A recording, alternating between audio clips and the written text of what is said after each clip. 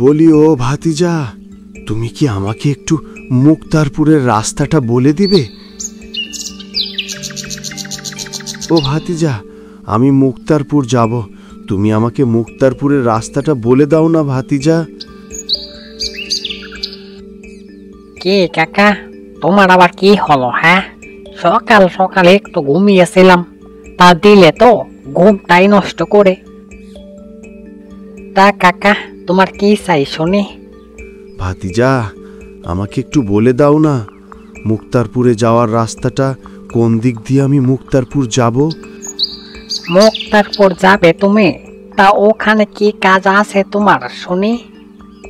আছে ভাতিজা, আমার ওখানে অনেক কাজ আছে, তুমি শুধু আমাকে মুক্তারপুর যাওয়ার রাস্তাটা দেখিয়ে দাও বাবা। আচ্ছা শোনো কাকা, এই রাস্তা দিয়ে সোজা হেঁটে চলে যাবে, তারপর দেখবে 3 রাস্তার মোড়। তুমি ডান দিকের রাস্তা দিয়ে একটু এগোবে, কিছুক্ষণ হাঁটার পর দেখতে পাবে 4 রাস্তার মোড়। 4 রাস্তার মোড়েই তুমি দেখতে পাবে মাঠ থেকে সোজা একটা খাল এসে একটা রাস্তার সাথে মিশে বয়ে চলেছে। তুমি খাল পাড়ের রাস্তা দিয়ে ওই মিনিট 5 হাঁটলেই সামনে দেখতে পাবে একটা বট গাছ। বট গাছের ডান দিকে যে রাস্তাটা গেছে ওটাই হলো মুক্তারপুরের রাস্তা। তুমি ওই রাস্তা দিয়ে সোজা হাঁটলেই পৌঁছে যাবে মুক্তারপুর। ঠিক আছে কাকা? হ্যাঁ ভাতিজা, তোমাকে যে কি বলে ধন্যবাদ জানাই। ভাতিজা, আল্লাহ যেন তোমাকে অনেক দিন বাঁচিয়ে রাখে, আর তুমি এভাবেই মানুষের উপকার করো। ভাতিজা, আমি তাহলে চলি। হ্যাঁ,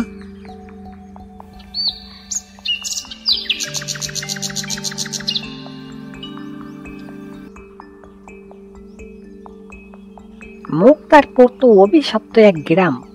মুক্তারপুরে তো কেউ পা দিতে চায় না। মুক্তারপুর থেকে মানুষ বাহিরে যায়, কিন্তু এ বুড়ো তো বাহির থেকে মুক্তারপুর যাচ্ছে। না না, বিষয়টা তো একদমই সুবিধের মনে হচ্ছে না। এই বুড়োকে তো এর আগে কখনোই আশেপাশে 2-4 গ্রামেই দেখি নাই, তাও আবার মুক্তারপুর যাচ্ছে।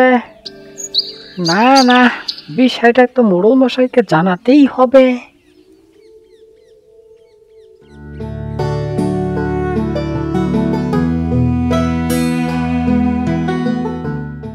সেই কখন থেকে হেঁটেই চলেছি, বটগাছ তো দেখতেছি না।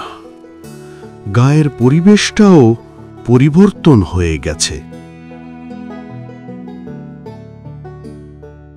আমি তো কিছুই চিনতেছি না।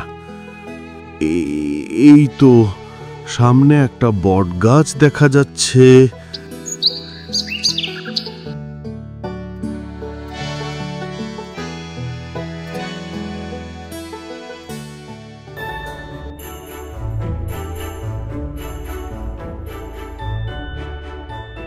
কিরে কালু, তুই এমন তাড়াহুড়া করে আমার কাছে আসলি, তা কিছু কি হয়েছে নাকি? হ্যাঁ,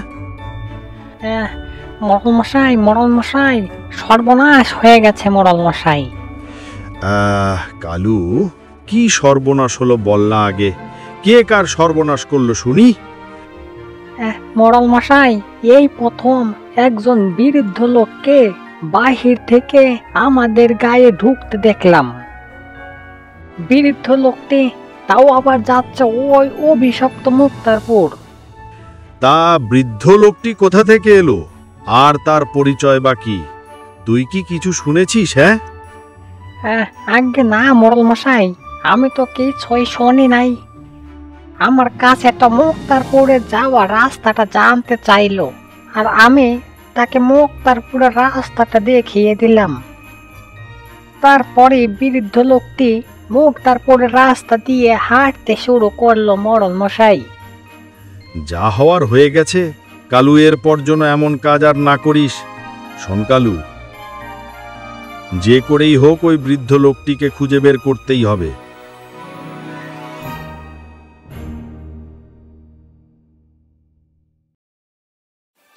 কে গো তুমি? আমি তো তোমাকে এই গায়ে আগে কখনোই দেখি নাই। তুমি কোথা থেকে এসেছো? আমি এক অসহায় মানুষ বাবা। আমার জন্ম এই গাঁয়েই হয়েছিল। এই গাঁয়েই আমার বাপ দাদার ভিটা আছে। আমি এ গাঁয়েরই বাসিন্দা। আপনি এ কি বলছেন? আপনি মুক্তারপুরের বাসিন্দা? তা আপনি এতদিন কোথায় ছিলেন? আর এতদিন মুক্তারপুর আসেন নাই বা কেন? সে কথা বাবা আমি তোমাকে পরে বলবো। এখনকার মুক্তারপুর আর ৩০ বছর আগের মুক্তারপুরের মধ্যে মিল নেই। সবই পরিবর্তন হয়ে গেছে।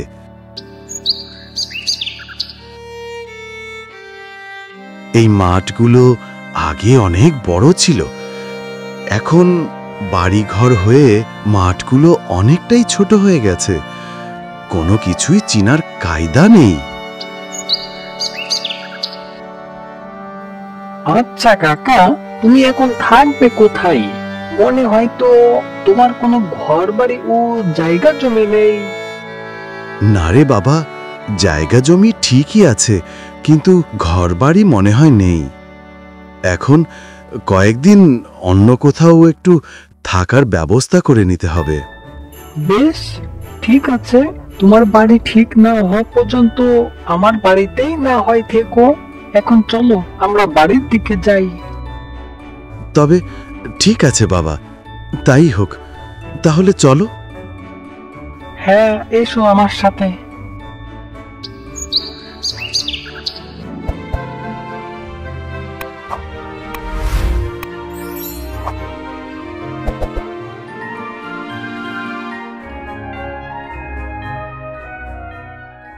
এই এই দাঁড়া কালু, তুই কি আসলেই সত্য কথা বলছিস, নাকি আবার আমাকে ভোগান্তি করার জন্য এমন কথা বলেছিস? মোড়ল মশাই, এই কালু কখনোই মিথ্যা কথা বলে না। আমি তো তোর এই ধরনের কথায় ভরসা পাই না। এর আগে তুই আমাকে দুবার এমন কথা বলেছিলি, আমি তো তখন কাউকে পাই নাই। মোড়ল মশাই, আমি নিজ চোখে দেখেছি ও নিজ কানে শুনেছি যে বিরুদ্ধ লোকটি মুক্তারপুর যাবে। আচ্ছা ঠিক আছে, তাহলে চল আমরা ওই বৃদ্ধ লোকটির খোঁজ বের করি।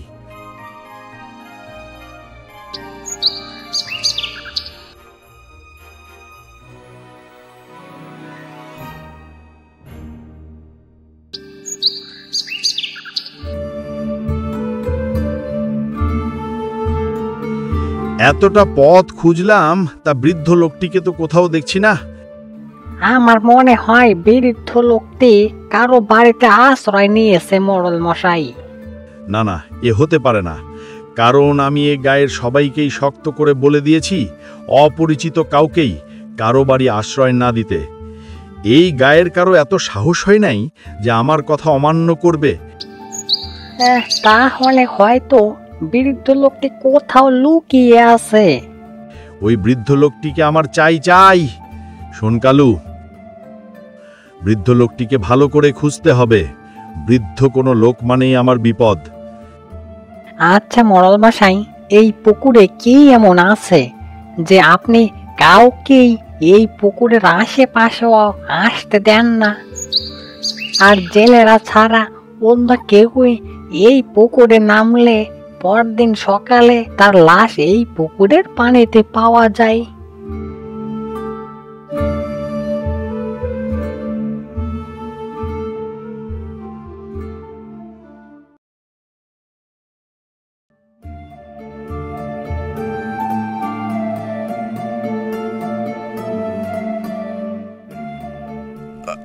আরে, এটা কবিরের বাড়ি না? ওখানে তো ওই জাম গাছটাও আছে। কে আপনি, আর কার নাম বললেন? কবির হলো আমার চাচাতো ভাই। এ বাড়িতে কবির থাকতো না? হ্যাঁ চাচা, উনি হলেন আমরা শ্বশুর মশাই, আর এটাই ওনার বাড়ি। ও তাই বলো। আমার কি সৌভাগ্য, এতদিন পরে এ গায়ে ফিরে এসে তোমাদেরকে দেখব, তা তো আমি বিশ্বাসই করতে পারছি না। তা কবির কোথায়? ওকে তো দেখছি না। আর বলবেন না কাকা, আমার বাবা আমাকে একা ফেলে ওই পরপারে চলে গেছেন। কবির আমার 5 বছরের ছোট, এত আগেই কবির পরপারে চলে গেল। আল্লাহ কবিরকে বেহেশত দান করুক।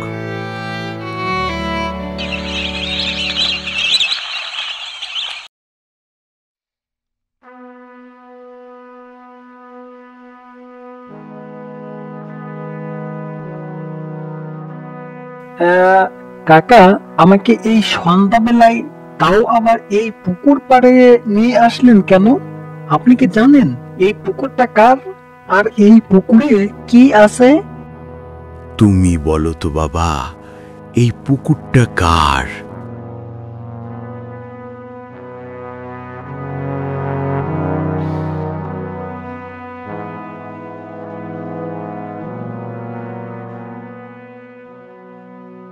এই পুকুর হলো সুলতান বাবুর অভিশপ্ত পুকুর। এই পুকুরটা অভিশপ্ত না, আর এই পুকুর সুলতানেরও না। কি বলছো কাকা?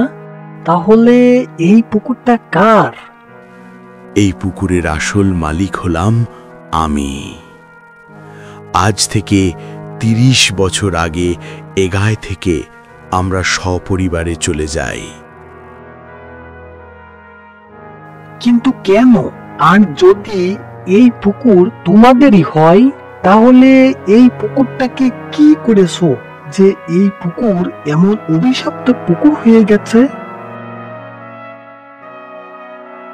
আপনি কি জানেন এই পুকুর প্রতি বছর কতগুলো মানুষের জীবন কেড়ে নেয়? সেই এক লম্বা কাহিনী বাবা। চলো, আমি বাড়ি ফিরে গিয়ে তোমাকে সবকিছু খুলে বলবো বাবা।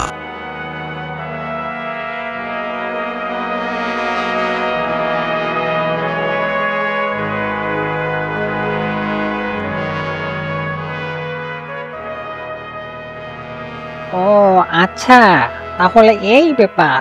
বিরুদ্ধ লোকটি তাহলে রিমনের বাড়িতে। মোড়ল মশাইকে তো জানাতেই হবে।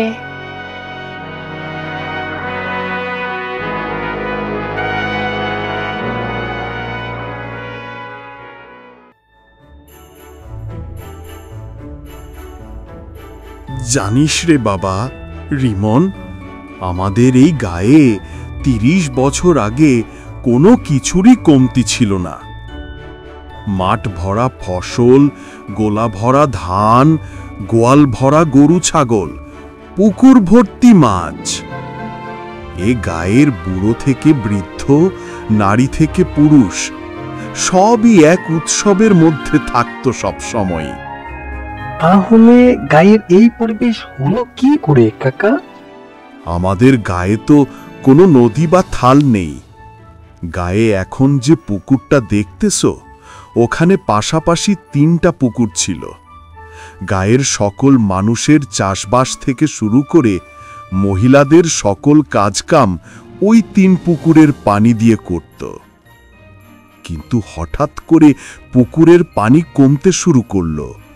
2টো পুকুরের পানি একদমই শুকিয়ে গেল। তখন আমার বাপজান ওই সুলতানকে পুকুর খননের দায়িত্বটা দিল। সুলতান বাপজানের কথা মতো লোকজন নিয়ে পুকুর খননের কাজ শুরু করে এবং 3 পুকুরকে খনন করে এক পুকুরের সাথে মিলিয়ে দেয়। খনন শেষে পুকুর থেকে আগের তুলনায় অনেক বেশি পরিমাণে পানি উঠে আসে। 7 দিন পর এই উপলক্ষে আমার বাপজান গায়ের লোকজনদেরকে নিয়ে একটা অনুষ্ঠানের আয়োজন করে। অনুষ্ঠান শেষে যারা পুকুরের পাড় দিয়ে বাড়ি ফিরছিল, তাদের সকলকেই সুলতান অন্য এলাকার লোক দিয়ে মেরে ওই পুকুরের পানিতে ফেলে রাখে। এরপর থেকে যারা ওই পুকুরের পানি ফসলের জমিতে ব্যবহার করত, তাদের সকলকে রাতের আধারে মেরে ওই পুকুরের পানিতে ফেলে রাখে। এরপর সুলতান গায়ের সকল মানুষের মাঝে বলে বেড়ায়, ওই পুকুরটা হলো অভিশপ্ত পুকুর। 7 দিন পর গভীর রাতে সুলতান ভাড়া করে লোক এনে আমাদের বাড়ির চারিপাশ ঘেরাও করে এবং আমার বাপজানকে বলে এ গা ছেড়ে চলে যেতে। তা না হলে আমাদের সকলকেই সপরিবারে মেরে ফেলবে। আমাদেরকে মারার হুমকি দেয়। আমার বাপ জানার কোনো উপায় না পেয়ে ওই রাতেই আমাদের সকলকে নিয়ে দূরে এক শহরে চলে যায়।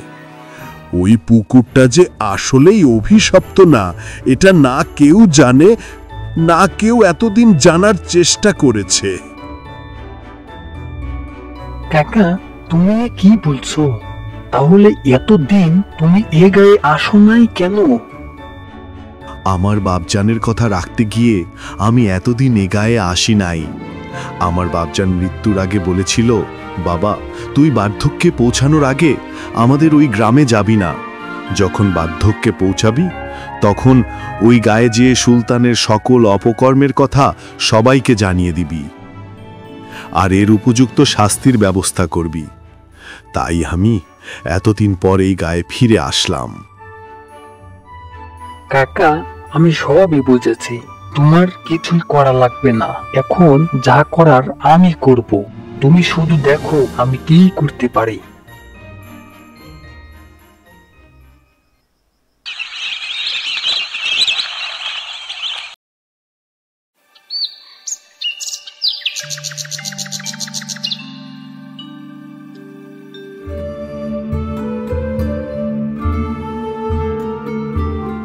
মোড়ল মশাই, মোড়ল মশাই, পেয়েছি। ওই বৃদ্ধ লোকটির খোঁজ পেয়েছি মোড়ল মশাই। কি বলছিস রে কালু? তা কোথায় পেলি ওই বৃদ্ধ লোকটির খোঁজ? মোড়ল মশাই, আমি ওই রিমন আর বৃদ্ধ লোকটিকে পুকুরের পাড়ে দাঁড়িয়ে কথা বলতে দেখেছি। আর হ্যাঁ, বৃদ্ধ লোকটি বলছিল এগুলো আমার, এগুলো আমার। কিন্তু কি যে আমার আমার করছে এটা আমি বুঝতে পারি নাই মোড়ল মশাই। বৃদ্ধ লোকটির পরিচয় কি, তা কি তুই জানেছিস? হ্যাঁ, আগে না মোড়ল মশাই, দূর থেকে অত কিছু কি শোনা যায়। তবে এখন রিমনকে ধরলে সকল কিছু জানা যাবে। কালু তুই কিন্তু ঠিকই বলছিস।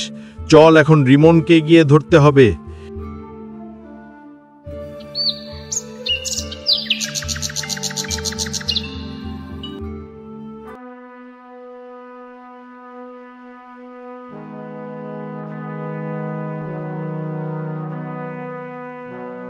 এই তোমরা কি জানো না, এই অভিশপ্ত পুকুরের পানি ফসলের জমিতে ব্যবহার করলে তোমাদের ওপর অভিশাপ নেমে আসবে। কে বলেছে এই পুকুরটা অভিশপ্ত? আর হ্যাঁ, এটা যদি অভিশপ্তই হয় তাহলে সেটা আপনার জন্য মোড়ল মশাই। এই রিমন, মুখ সামলে কথা বল। কার সামনে দাঁড়িয়ে কাকে কি বলছিস তা কি ভুলে গেছিস? আমি ভুলিনি কালু ভাই। তুমি মনে হয় জানো না, তোমার বাবা এই পুকুরের পানি জমিতে ব্যবহারের কারণেই মারা যায়। এই পুকুরের অভিশাপ তাকে মারেনি। কিছু নেকড়ে জাতীয় মানুষ তোমার বাবাকে মেরে ফেলেছে। রিমন, কি বলছিস তুই এসব? বিশ্বাস করিস না কালু, কি মনের কথা। রিমন মিথ্যা বলছে। আমি মিথ্যা বললেও এই বৃদ্ধ লোকটি তো আর মিথ্যা বলবে না। কাকা, তুমি এখন বলো। হ্যাঁ, রিমন যা বলতেছে সবই সত্য। এই সুলতান পাশের গায়ের লোকজন ভাড়া করে এনে তোমার বাবাকে মেরে ফেলেছে। শুধু তাই নয়, এই সুলতান অধিক সম্পত্তির লোভে গত ৩০ বছরে যাদের যাদের লাশ এই পুকুরে পাওয়া গেছে তাদের সকলকেই লোকজন দিয়ে মেরে ফেলেছে।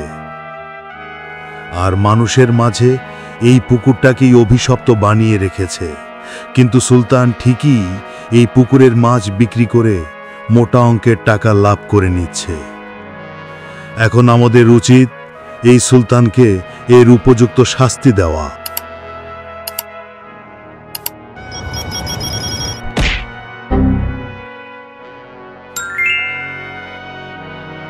ত্রিশ বছর পর আজ এই গায়ের সকল অভিশাপ দূর হলো।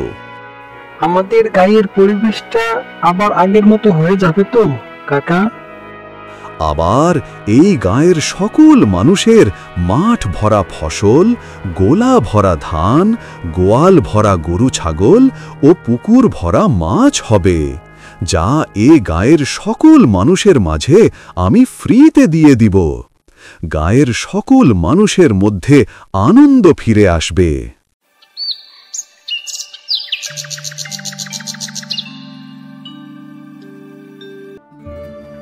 কথাই আছে, পাপ ছাড়ে না বাপ কেউ। বন্ধুরা, এই গল্প থেকে কি জানলে? এই গল্প থেকে জানা গেল যে সকল মানুষ লুটতরাজ, খুন খারাপি করে অধিক সম্পদের মালিক হয়, কিন্তু তাদের সকল অপকর্ম কোনো এক সময় পৃথিবীর মানুষ জানবেই, এবং তারপরই হয় অত্যন্ত দুঃখজনক, লজ্জাজনক তাদের জীবনের শেষ সমাপ্তি। বন্ধুরা, আমরা কেউ কখনোই অন্যায়ভাবে কারো কোনো জিনিস বা সম্পদ, সেটা হোক অতি ক্ষুদ্র বা অতি বড়, দখলের চেষ্টা কখনোই করব না। বন্ধুরা, গল্পটি ভালো লাগলে লাইক, কমেন্ট ও সাবস্ক্রাইব করতে ভুলো না। সাবস্ক্রাইব করার জন্য ধন্যবাদ সবাইকে।